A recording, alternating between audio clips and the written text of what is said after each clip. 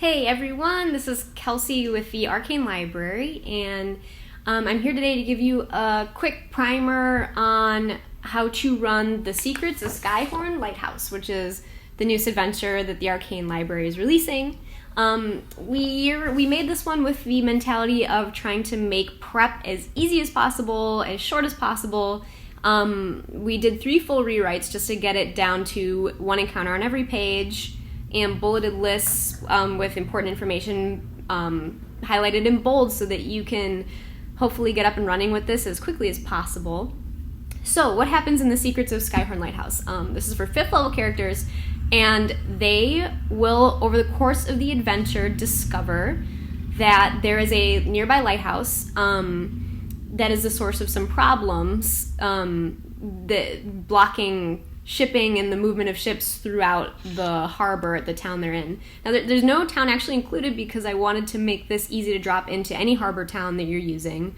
As long as there's a sort of shipping dock there, that's all you need. So the real detail is in the encounters and the NPCs. So here we are, the Secrets of Skyhorn Lighthouse, and at the beginning, the party learns that Skyhorn Lighthouse is in distress through one of the 3 adventure hooks. The hooks are written to appeal to whatever your party likes most. So we have an appeal to reward. We have an appeal to heroism, and an appeal to discovery. So between those 3 things, hopefully there's something in there that will hook your party. And you know them best, so you'll want to pick the one that you find most relevant or a mixture. Okay, so the background here is that the lighthouse keeper, Lucian Skyhorn, is the only man at the lighthouse, Skyhorn Lighthouse, which is about an hour away from the port town. He is the owner of a bowl of commanding water elementals. It's been in his family for 6 generations, and it's actually embedded in the floor of a system of caves underneath the lighthouse. So he used that to summon water elementals whenever a ship was coming by that needed help and needed to be sort of towed to safety. However, some new creatures called eel folk, which are sort of shoreline raiding eel men, worked their way into this underground watery cavern and discovered the bowl. They wanted it for themselves, so they attacked the lighthouse and managed to trap Lucian in the top level of the lighthouse in the light room, the lantern room, and now they're making some captured sailors summon water elementals and do their bidding. So they're trying to finish Lucian off when the adventurers learn of a need for their assistance. So one thing that you'll note here is that each encounter is indeed presented on 1 page, and you will have in most cases, you will have a transition at the end, or in almost all cases, and that's to help you as the DM quickly know what goal you're striving for in this encounter and kind of how to move the adventure along once you guys have sort of achieved the goal of the encounter. And most times, too, you'll find that there's a dramatic question presented. For example, can the players appease or remove the pirate threat in the first encounter? Once that is answered yes or no, then you can then move on toward the transition, which will guide you into the next encounters. So you don't have to be juggling all of this, what's the next room, where do they have to go next, how do I know if we've completed everything we need here? That's kind of all answered for you. And I have to thank the Angry GM for coming up with that sort of condensed way of approaching an encounter. Credit goes completely to him, and I just am using his knowledge to write adventures. So here we go. So first of all, the players will, traffic outside, will encounter Sheila Coppertree, who is the only NPC ship captain brave enough to strike out on the seas. Take a look at these different hooks. One of them includes maybe being able to put an NPC the players know in danger so that it can convince them. That's the appeal to heroism. And if they just like treasure, well, there's a merchant who needs his ship brought back, the Jade Lion, which was the most recently captured ship at Skyhorn Lighthouse. Their crew is currently there and in need of rescue, so maybe the players can be the ones to do that. Okay, so the players, when they encounter Sheila, they will most likely make their way toward her ship at some point to head out to Skyhorn Lighthouse, at which point the next encounter is they will encounter some pirates who are coming calling on Sheila for what they believe is an owed debt. They think she cheated them at black dice. She didn't. She's just really lucky. But they want her ship. So that could either be a role-playing encounter, sort of a skill challenge, which is included, or that might be a combat encounter with some surprise allies of the pirates hiding on a nearby ship. So it could go either way. And then, following that, the players strike out towards Skyhorn Lighthouse. It's about an hour, and then when they get close, they will be attacked by a water elemental. They probably won't know what's going on at that point, but this is the sea monster, or sea monsters, because the eelfolk can summon more than one over time. And this encounter will be a little tough, probably. So the players will have to kind of survive as they head towards the docks and fend off this water elemental.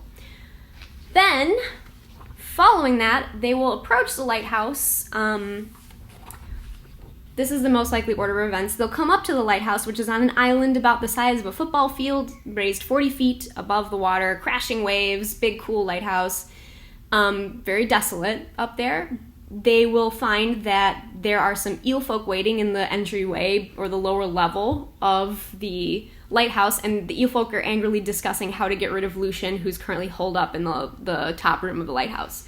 So players do have the option to climb the lighthouse walls and get up to Lucian that way, so you don't have to approach these encounters all in this order. This is probably the most likely order, but this is really flexible. They can discover multiple ways to come up through the different areas, and hopefully the transitions are helpful in guiding you in the direction the players are traveling, whether forward or backward at the time.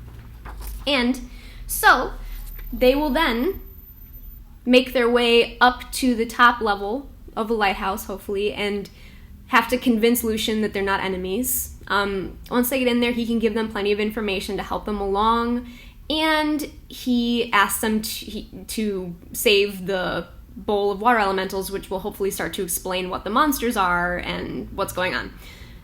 He also will give them optionally each a potion of water breathing, because there is a shark encounter underwater coming up, and depending on the power level of your PCs, they might need a little bit of help through that. So there's optionally, he may give them those potions to make the combat less deadly coming up.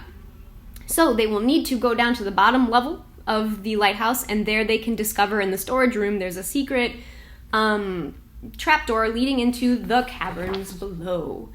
The caverns below, in fact, the lighthouse and the ship are all mapped out for you.